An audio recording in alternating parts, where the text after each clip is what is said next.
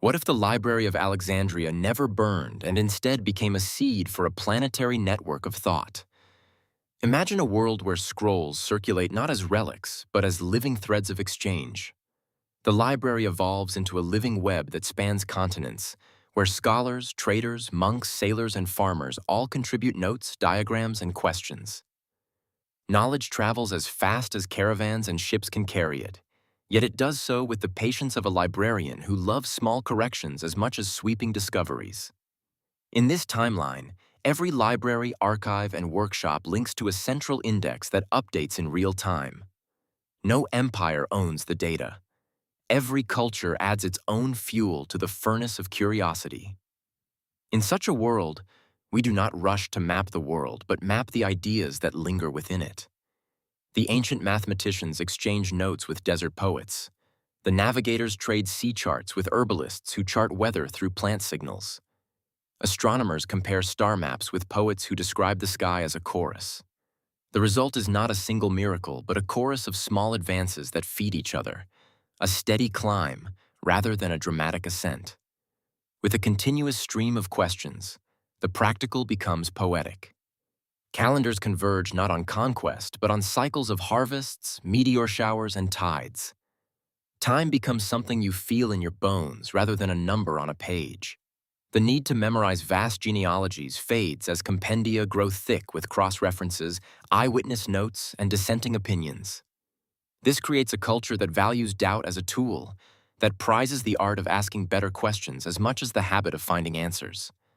When a scholar in a sunlit harbor city discovers a new method for measuring distance by light and shadow, another in a mountain monastery tests it against monsoon winds and stone geometry.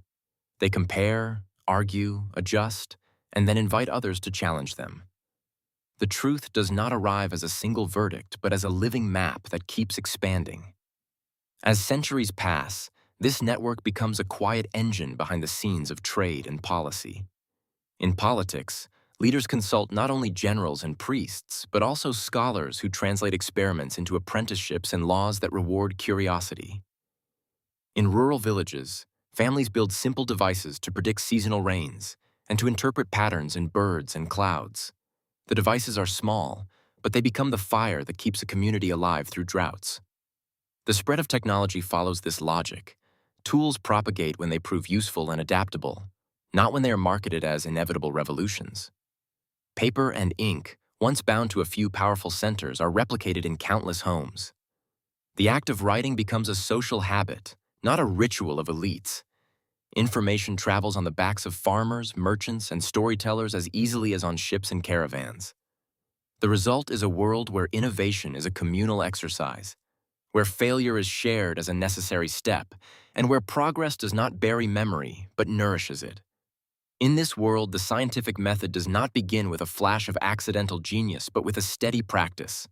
Teams reproduce experiments in kitchens, yards, docks, and monasteries. They compare results across climates and cultures. They publish not to win fame, but to refine understanding. A single misfit observation can spark a rethinking of 100 assumptions.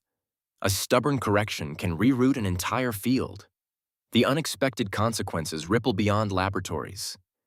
Energy shifts from a handful of spectacular breakthroughs to a multiplicity of practical optimizations. Better irrigation feedback loops, more resilient crops, wind toys that steer ships with less powder, and clocks that measure time through sunlit tapestries rather than gears alone. The arts keep pace, too. A novel invention of a musical instrument threads mathematics with melody, changing acoustics in public spaces and shaping how crowds learn through sound.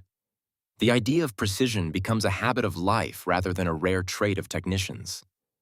Now imagine a toll booth on the road between city and coast that charges in ideas rather than coins.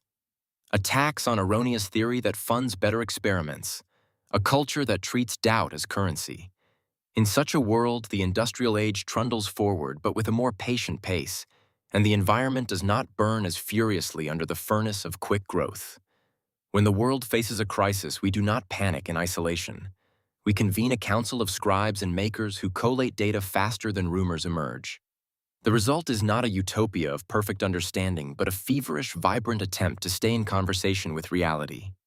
The tiny hinge in this alternate history is not a dramatic invention, but a delicate choice. To protect a shared store of knowledge, to trust a community over a cult of genius, to let curiosity outrun fear. When you listen to this long thread of what-ifs, you feel a humility about the ordinary levers that steer civilizations. A handful of scrolls, copied countless times, becomes a treaty between centuries. A single repository that never closes becomes the backbone of a planet that learns together. The strange consequence is that even in a world with different physics of progress, the same human hunger remains. The need to know what lies beyond the next horizon and the stubborn desire to leave a map for those who come after.